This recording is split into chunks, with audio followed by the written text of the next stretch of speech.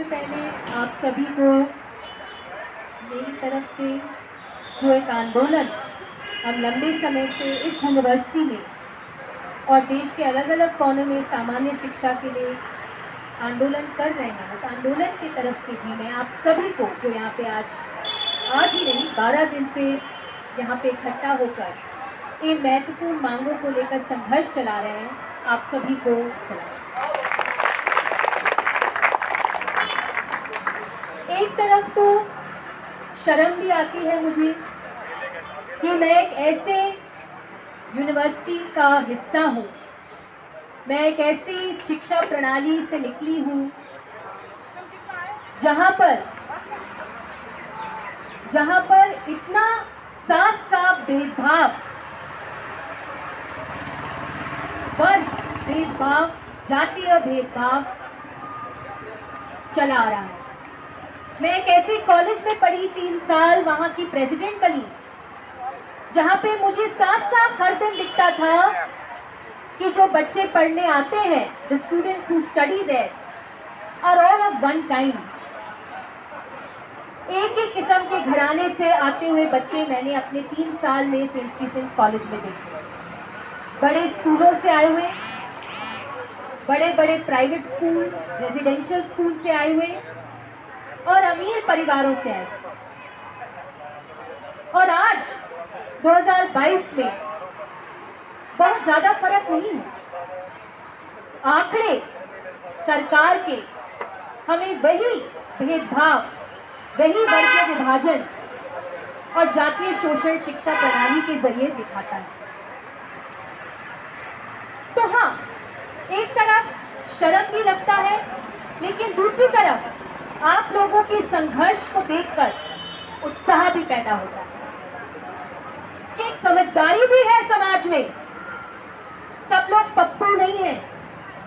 एक समझदारी भी समाज में है, युवाओं में है, जो पुलिस प्रशासन और विश्वविद्यालय की असंवेदनशील रवैयों को नजरअंदाज करते हुए भी संघर्ष चलाते रहते हैं। इन मांगों को केंद्र में लाने की कोशिश करते रहेंगे, इससे उत्साह भी होता है। देखिए, हमारी परिस्थितियां ऐसी हैं, क्योंकि परिस्थितियों पे बात करने के लिए कहा गया है और आगे के रास्ते पर बात करने के लिए कहा गया। तो परिस्थितियां हमें क्या दिखाती हैं? What do conditions show us today? 70 साल से ज्यादा हो गए आजादी के, और अभी भी हमें दिखता है कि हमारे देश में, देश के अलग अलग कोनों में वर्ग और जाति के बेसिस पर एक बड़ा हिस्सा है युवाओं का, छात्रों का, जो गरीब है और शिक्षा से वंचित रहा है। और मैं पुश्तैनी गरीबी की बात कर रही हूँ, मैं पुश्तैनी गरीबी की बात कर रही हूँ, इनहेरिटेड पॉवर्टी की बात कर रही हूँ, जो इन 70 सालों के बाद भी एक बड़े हिस्से के लिए खत्म नहीं हुई। पुश्तैनी गरीबी और पुश्तैनी वंचित युवा, ये 70 साल से ऊपर का एक चल रहा प्रतिक्रिया है। लेकिन आज की परिस्थितियां हमें और कुछ भी दिखाता है। Today's circumstances don't just reveal the persistence of inherited inequality and hence continuous inaccessibility to quality public funded education. Current situation also shows, आज की परिस्थितियां ये भी दिखाती हैं कि एक न्यू इनइक्वालिटी भी है, एक नव वंचित युवा भी उभर के आया है। इसलिए मैं कहती हूँ कि अलग अलग जातियों में हमें गरीबी बढ़ती हुई दिखती है। एक हिस्सा हर जाति में है जो गरीब है और जिसका बच्चा सरकारी स्कूल में पढ़ता है और यहाँ की बड़ी बड़ी सरकारी यूनिवर्सिटी कॉलेज तक नहीं पहुँच पाता।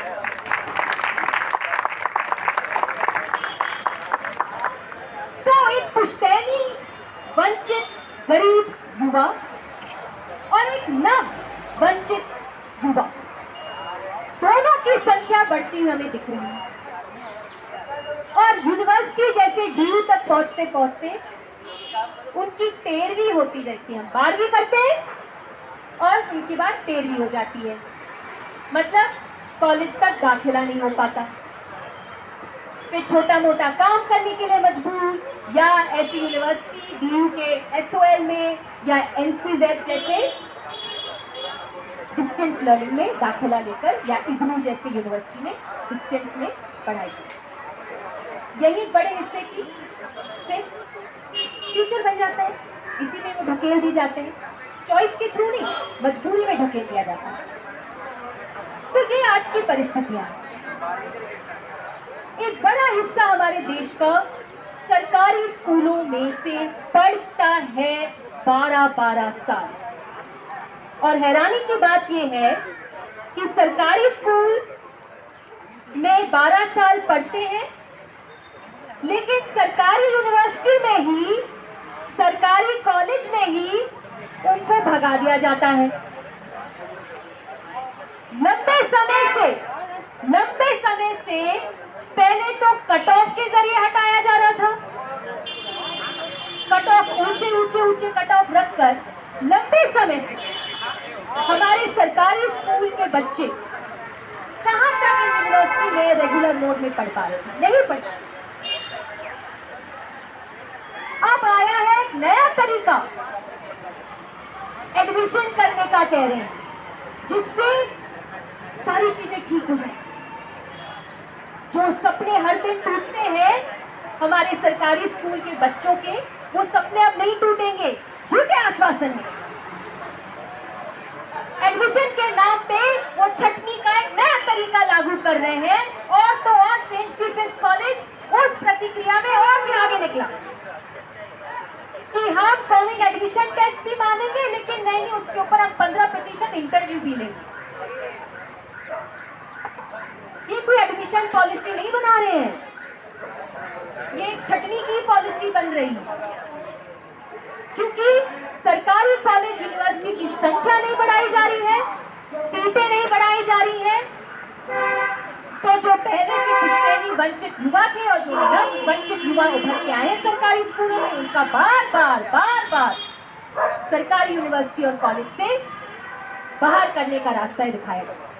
पहले हाई कट ऑफ से, अब CU एड। आप देख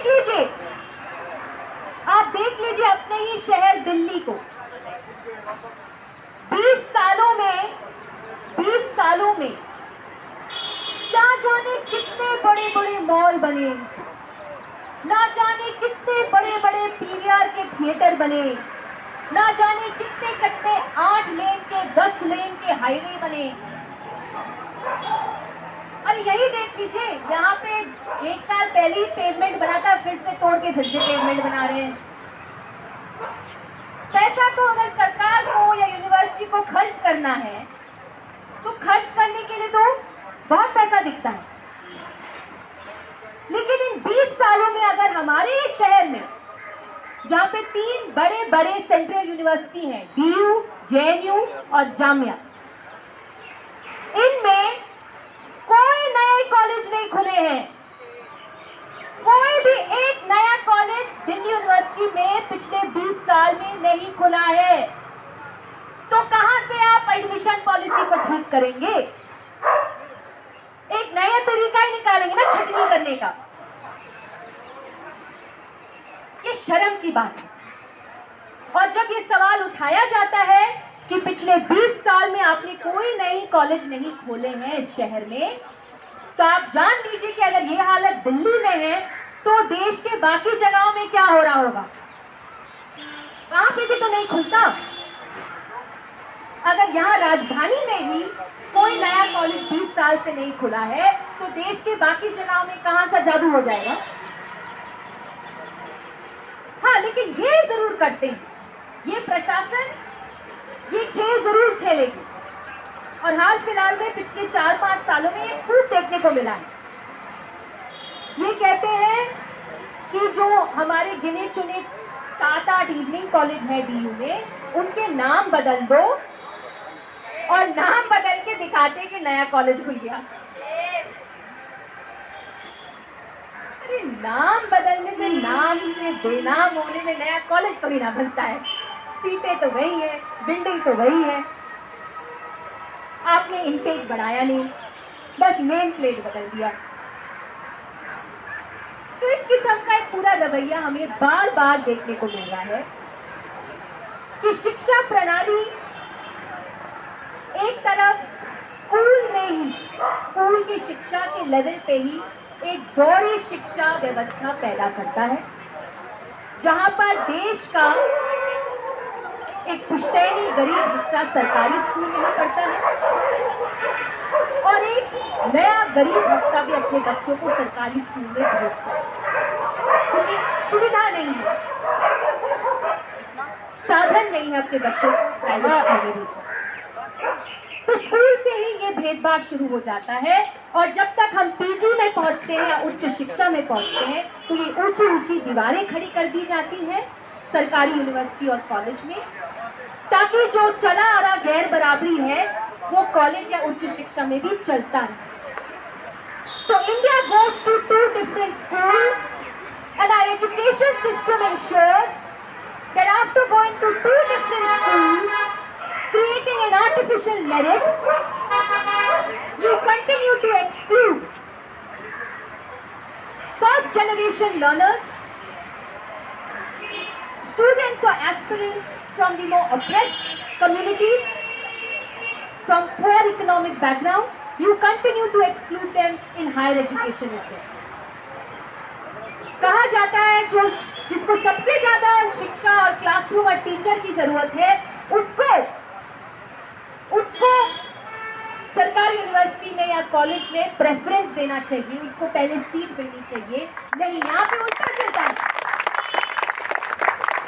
यहाँ पे उल्टा चलता है, क्योंकि यहाँ पे हमारी शिक्षा नीति, शिक्षा प्रणाली इस तरीके से काम करती है कि अमीरों के बच्चों को हथौड़ा हाथ में देती है 180 दिन के क्लास यूनिवर्सिटी में और कहता है बेटा तुम्हें सबसे अच्छे टीचर, सबसे अच्छे लैब, सबसे अच्छे क्लासरूम, बहुत सारे कॉलेज में एयर कंडीशन क्लासरूम भी होते हैं, सबसे अच्छा को करिकुलर एक्टिविटीज का शेड्यूल, अच्छे अच्छे प्रोग्राम, टॉक्स, वेबिनार कराएंगे, लो तुम्हारे हाथ में हथौड़ा दिया, किताब दिया, दीवार तोड़ो, तोड़ देते हैं वो।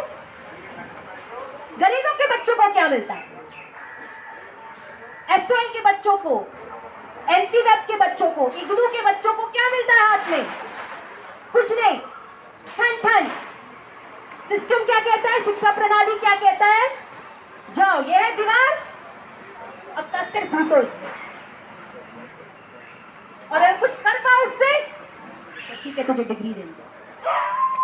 यही शर्मनाक बात है कि जिनको सबसे ज्यादा फॉर्मल रेगुलर एजुकेशन की जरूरत है उनको आप एसओएल जैसी संस्थाओं में धकेलते हैं, जहां पे आप 13 क्लासेस देते हैं। इसमें क्या पहाड़ उखाड़ लेगा कोई भी बच्चा? क्या ऐसे माहौल में कोई साइंटिस्ट बन सकता है आइंस्टाइन की तरह? कोई बड़ा बड़ा मैथमेटिशियन बन सकता है? कोई अच्छा लेखक बन सकता है जिसको सिर्फ 13 क्लास मिलती है पूरे साल में? ये हकीकत है एसओएल, जहां पे 4 से 5 लाख छात्र हर साल पढ़ते हैं। अब बहुत बार शिक्षा प्रणाली जो स्कूल से लेकर केजी से लेकर पीजी तक ये विभाजन बना के रखा है कि अगर उच्च वर्ग के हो तो तुम्हें हथौड़ा देंगे हाथ में, तुम्हें सबसे अच्छी शिक्षा देंगे, तुम्हें सबसे अच्छे कॉलेज में, सबसे अच्छी यूनिवर्सिटी में दाखिला देंगे और तुम्हें सारे सुविधाएं देंगे, और तुम गरीब के बच्चे हो तो तुम्हें ठन ठन, जैसे मैंने कहा ना, सिर फूटो दीवार पे, देखो तुम दीवार को तोड़ पाते हो नहीं, पहले सिर फूटेगा तुम्हें। ये अगर हमारी शिक्षा प्रणाली है, दोहरी शिक्षा प्रणाली जो केजी से लेकर पीजी तक चल रही है, इसको बहुत बार जस्टिफाई करते हुए, जस्टिफाई मतलब इसको से समझाते कि नहीं नहीं ये इसको कैसे बदला जा सकता है, इसको तो नहीं बदल सकते। बहुत बार हमारे शिक्षा प्रणाली के जो बड़े बड़े अफसर हैं, यूनिवर्सिटी के बहुत बार बड़े बड़े जो हमारे नौकरशाह हैं, क्या कहते हैं, अरे एसओएल के बच्चे या डिस्टेंस लर्निंग के बच्चे वो तो वहां पे पढ़ना ही चाहते हैं, कोई नौकरी वोकरी लगी है इसलिए उन्होंने डिस्टेंस लर्निंग चुना है, हम थोड़ी ना फोर्स करके उनको यहाँ पे रेगुलर में ला सकते हैं। झूठ। क्रांतिकारी युवा संगठन ने लगातार दिल्ली विश्वविद्यालय के डिस्टेंस लर्निंग सेंटर में एसओएल में कैंपेन किया, सर्वे किया है, बच्चों से पूछा है जो एसओएल में पढ़ते हैं, क्या तुम यही पढ़ना चाहते थे या कहीं और पढ़ना चाहते थे, रेगुलर कॉलेज में पढ़ना चाहते थे? आपको क्या लगता है क्या जवाब दिया होगा? रेगुलर में पढ़ना चाहते हैं। कि सीधे हम झूठ बोलते हैं और इसलिए हमारे ये जो आंकड़े हैं, ये आंकड़े भी हमें आंदोलन के केंद्र में लाना होगा। निम्न जातियों के युवाओं का एक बड़ा हिस्सा उच्च शिक्षा तक नहीं पहुंच पाता। ये सरकारी आंकड़े न्यूज में आता है। एक बहुत छोटा हिस्सा ही निम्न जातियों का उच्च शिक्षा तक पहुंच जाता है या पहुंच पाता है, और वो भी जो पहुंचते हैं उसका एक बड़ा हिस्सा तो उच्च शिक्षा के डिस्टेंस लर्निंग में या एसओएल में जाता है।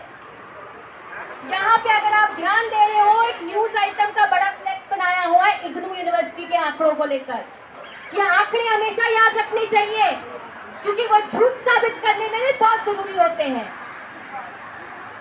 आंकड़े क्या दिखाते हैं आपको कि इग्नू में 2019 में, मतलब लॉकडाउन से पहले, लॉकडाउन के बाद तो और भी हालत खराब हुई होगी, लॉकडाउन से कुछ महीने पहले सर्वे किया था टाइम्स ऑफ इंडिया में इग्नू पर, और ये पता चला कि 170% बढ़ोतरी हुई एसटी शेड्यूल ट्राइब बच्चों का एनरोलमेंट का इग्नू में, मतलब पढ़ना चाहते हैं। पुश्तैनी गरीबी से, जिन इलाकों से, पिछड़े इलाकों से आते हैं, उन परिस्थितियों से उभरने के लिए एक आदिवासी समुदाय का युवा आगे बढ़ने की कोशिश करता है, लेकिन आप उसे कहाँ ढकेलते हैं?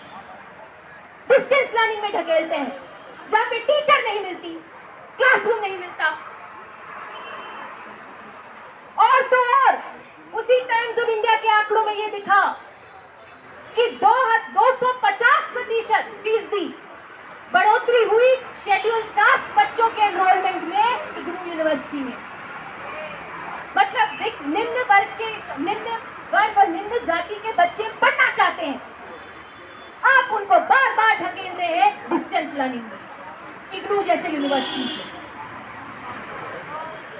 अब ऐसे माहौल में हम जो तीन महत्वपूर्ण मांग उठा रहे हैं, ये कोई छोटी बात नहीं है। इन मांगों को हमें और भी मजबूती के साथ केंद्र में लाना होगा। हमें और भी बेचैन, परेशान युवाओं को इन तीन मांगों के साथ खड़ा करना पड़ेगा। हाँ, इसका मतलब ये है कि ये आंदोलन सिर्फ इस यूनिवर्सिटी तक सीमित नहीं रह सकता। ये मजदूर बस्तियों में, ये सरकारी स्कूलों में, ये छोटे छोटे गांव कस्बों तक भी पहुंचे।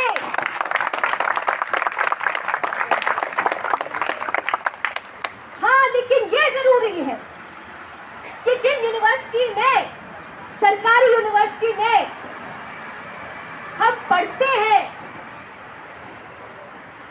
जो सबसे बड़ी under graduate and post graduate university है, दिल्ली विश्वविद्यालय यूजी और पीजी दोनों के कोर्सेज चलाता है और दिल्ली राजधानी में है, इसलिए यहाँ पर भी आंदोलन चलाना बहुत जरूरी है। क्योंकि यहाँ पर एक तरफ तो एसओएल है, दूसरी तरफ ये 80 कॉलेज हैं जहां पे सिर्फ 60,000 सीट रेगुलर में मिलते हैं।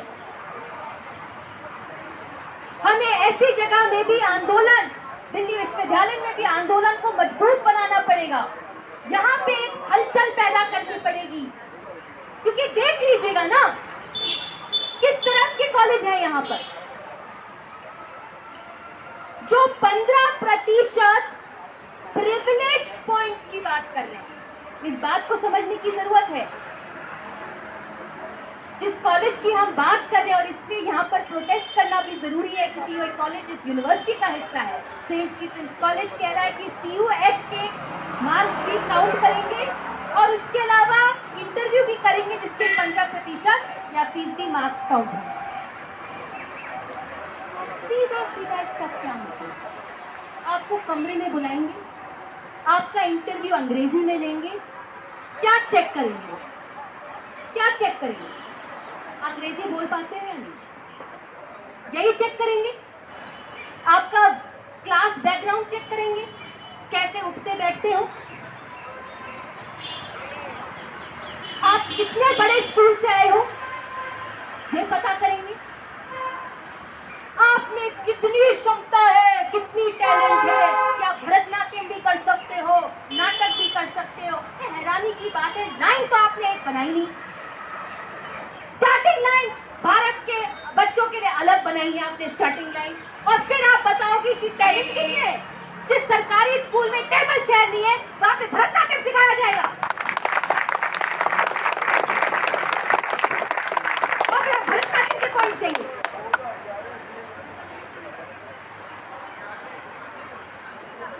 सीधा सीधा बात, जब तक ये दोहरी शिक्षा जो KG से लेकर PG तक जो चली आ रही है, जब तक ये व्यवस्था खत्म नहीं होती है, तब तक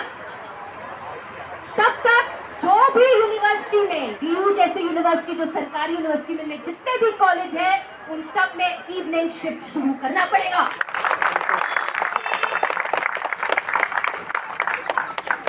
इवनिंग शिफ्ट शुरू कीजिए ताकि एक बड़ा हिस्सा जो डिस्टेंस लर्निंग में भटक रहा है, जिनके सपने हर साल आप तोड़ते हैं, उनको कम से कम दाखिला मिल सकेगा रेगुलर मोड में। और हम अपनी मांगे जो है ना, हम अपनी मांगे जन आंदोलन के तौर पे, जनता के हित के तौर पे देखते हैं, क्योंकि हम सिर्फ अपनी शिक्षा की बात नहीं करेंगे, जबकि ये नारा बहुत जरूरी है कि पढ़ेगा इंडिया तो बढ़ेगा इंडिया। पर इसके पीछे ये भी तो एक समझदारी है कि अगर आप इवनिंग कॉलेज हर 80 कॉलेज में खोल देंगे DU में, तो नौकरियां टीचर की कितनी पैदा करोगे तुम? PhD हाथ में लिए है, 10-10 साल पढ़ाते हुए यहाँ पे एक युवा भटकता है यूनिवर्सिटी में, जिसको ये नहीं पता कि अगर कल नौकरी होगी या नहीं। अरे उसको रोजगार मिल जाएगा आप इवनिंग कॉलेज खोलोगे तो। बड़ी बात है ये। आप तो दोहरी शिक्षा को चलाना चाहते हैं, इसलिए आप इस किस्म के भी ट्रांजिशन या इंटरम डिमांड को नहीं मानते, गलत मानते हैं। हमारा दूसरा महत्वपूर्ण डिमांड डेप्रिवेशन पॉइंट्स बहुत जरूरी है। जब प्रिविलेज पॉइंट्स की बात हो रही है, जब 15% प्रिविलेज इंटरव्यू पॉइंट्स की बात हो रही है, तो फिर डेप्रिवेशन पॉइंट्स को मना कैसे कर रहे हैं? हम क्या कह रहे हैं? हम यही कह रहे हैं कि ये तो मान लो साहिब कि पिछले 2-2.5 साल में पैंडेमिक लॉकडाउन की वजह से आपके सरकारी स्कूल में जो शिक्षा आप देते हैं वो बद से बदतर हो गई है। तो कम से कम आप डेप्रिवेशन पॉइंट्स तो 20% दे सकते हो कि जो सरकारी स्कूल पर विश्वास करते हुए अपने बच्चों को 12 साल वहां पढ़ाए हैं, लॉकडाउन के जरिए भी वहां पढ़ाए हैं, आप कम से कम पहले उनको सीट देंगे, क्योंकि उनके पास महंगे ट्यूशन या बड़े-बड़े मार्क्स, मोटा-चोरी मार्क्स नहीं है। और वो इसलिए नहीं है क्योंकि उन्हें मेहनत नहीं की, आपने उन पर मेहनत नहीं की।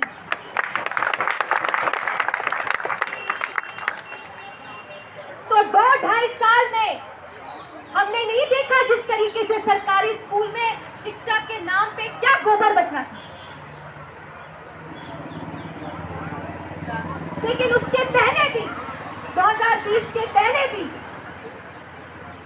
कुछ अच्छा तो नहीं हो रहा था सरकारी स्कूल में। केमिस्ट्री और कंप्यूटर साइंस के बोर्ड एग्जाम के 1 महीने पहले कंप्यूटर साइंस की टीचर आ रही है पढ़ाने, ये हाल है। क्या मार्क्स आएंगे कंप्यूटर साइंस में? जिस क्लासरूम में 40 से बच्चे ही बैठ सकते हैं, उस क्लास में आपने 150 बच्चे बैठा दिए हैं, क्या पढ़ाई होगी? तो पहले से व्यवस्था स्कूल में, सरकारी स्कूल में खराब है, आप ये मानने के लिए तैयार नहीं है।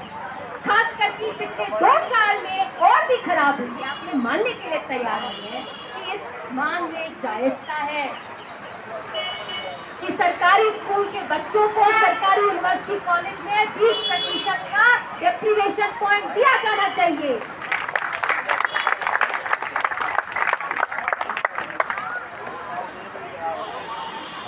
और हमारी जो तीसरी मांग कि ये पूरी की पूरी जो शिक्षा प्रणाली है, पूरी की पूरी जो शिक्षा प्रणाली केजी से लेकर पीजी तक, इसमें अब हम दोहरी शिक्षा नीति नहीं सहेंगे।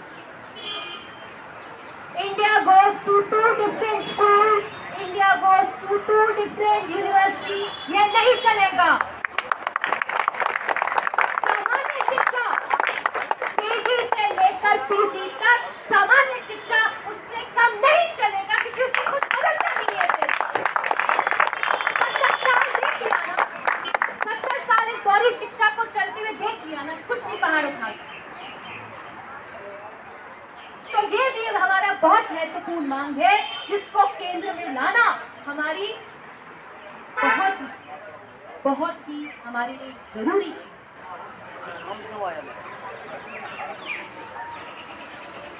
साथियों, आज एक विजनरी लीडर का डेथ एनिवर्सरी, अयनकली। अयनकली उस दौर में इन किस्म की मांगों को एक दिशा दशा दे रहे थे, जब अछूत प्रथा और जब शिक्षा की व्यवस्था ऐसी थी कि वे हम डर जाए। मैं 19वीं शताब्दी की बात कर रही हूँ, जब ना तो इतने स्कूल कॉलेज थे भी, और जब भयंकर जातिवादी शोषण चल रहा। अयनकली ने केरल के इलाके में एक बहुत महत्वपूर्ण आंदोलन छेड़ा।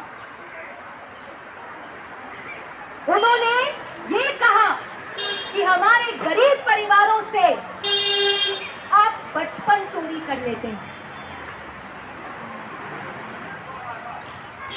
आप मजदूरी कराते हैं हमारे बच्चों से अपने खेतों पर, उस साइकिल से बाहर निकलने का आप कोई रास्ता नहीं छोड़ते हैं, तो हम जाति प्रथा को कैसे तोड़ें? हम पुश्तैनी गरीबी से कैसे बाहर निकलें? शिक्षा एक बहुत महत्वपूर्ण तरीका। तो शिक्षा की मांग को लेकर अयनकली ने 19वीं शताब्दी में ही पहला हड़ताल कृषक, एग्रीकल्चरल लेबर, कृषक मजदूरों का, खेतीय मजदूरों का उन्होंने हड़ताल कराया। पहला हड़ताल, जहां पे खेतीय मजदूर जो जमीनहीन है, उन्होंने उच्च जातियों के जमीन पर खेतों पे काम करने से इंकार कर दिया, वे काम भूख से मरे थे। पर आपने हमारी जाति का, पिछड़ी जाति के बच्ची को, वो बच्ची भी थी, बहुत महत्वपूर्ण बात है, बच्ची थी, हम लड़की की शिक्षा की बात करते हैं। पुलयार कास्ट जो एक ऑप्रेस्ड, एक्सप्लॉइटेड कास्ट है, उस कम्युनिटी की एक लड़की को एक सरकारी स्कूल में, ट्रेवेंकोर प्रिंसली स्टेट के स्कूल में एडमिशन लेने से रोका गया। तो अयनकली ने ये नारा दिया कि आप कैसे रोक सकते हैं, हम आपके खेतों पे काम करने देंगे।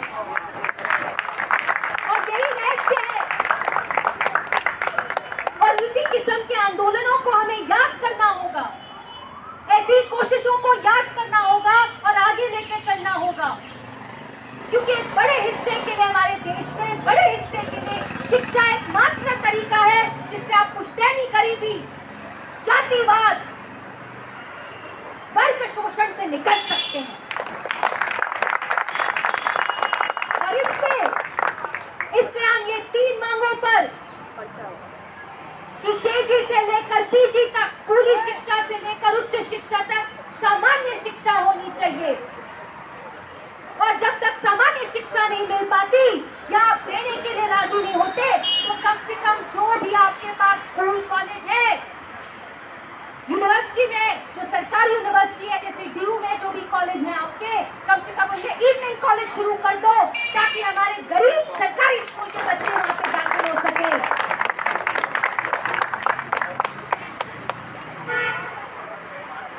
इन सारी मांगों को, तीसरी मांग को लेकर भी कि मैनेजमेंट कोटा, प्रिविलेज पॉइंट्स नहीं चलेंगे, डेप्रिवेशन पॉइंट्स देने पड़ेंगे। और बात ये है कि डेप्रिवेशन पॉइंट का जो मॉडल है वो कुछ नया किस्म का मॉडल नहीं है कि हम मंगल ग्रह से लेके आए हैं इसको। इसकी सामाजिक जरूरत है, आर्थिक जरूरत है, और कुछ यूनिवर्सिटियों ने डेप्रिवेशन पॉइंट का मॉडल बनाया है। मैं जेएनयू की बात कर रही हूं, जिस यूनिवर्सिटी को बहुत लोग कोसते हैं, एक सरकारी यूनिवर्सिटी जिसमें पिछड़े इलाकों से आए हुए छात्रों को पहले सीट दिया जाता है, उसको डेप्रिवेशन पॉइंट मिलता है। तो अगर आपकी शिक्षा प्रणाली में, जिसमें सरकारी पैसा जाता है, जेएनयू सरकारी यूनिवर्सिटी है, अगर एक तरफ आप मान रहे हैं कि पिछड़े इलाके हैं देश में जहां से गरीब बच्चा आता है पढ़ने के लिए, आदिवासी बच्चा या निम्न जाति का बच्चा आता है या निम्न वर्ग का आता है, तो फिर आप ये क्यों नहीं मान सकते कि आपकी सरकारी स्कूलें, चाहे वो कश्मीर हो या कन्याकुमारी हो, वो भी पिछड़े इलाके हैं। आपके सरकारी स्कूल पिछड़े इलाके हैं, आपको डेप्रिवेशन पॉइंट देना पड़ेगा।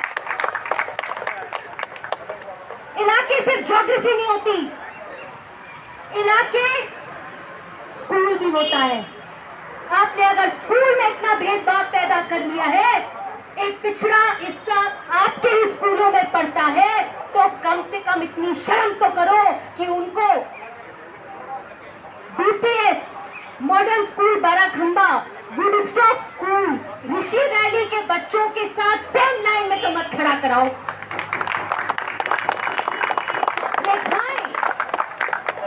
रेखाएं आपने ऐसी बनाई है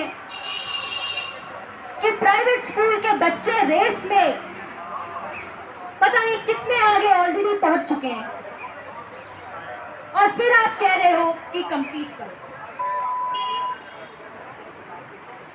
साथियों, मैं अपनी बात इस तौर पे खत्म करना चाहूंगी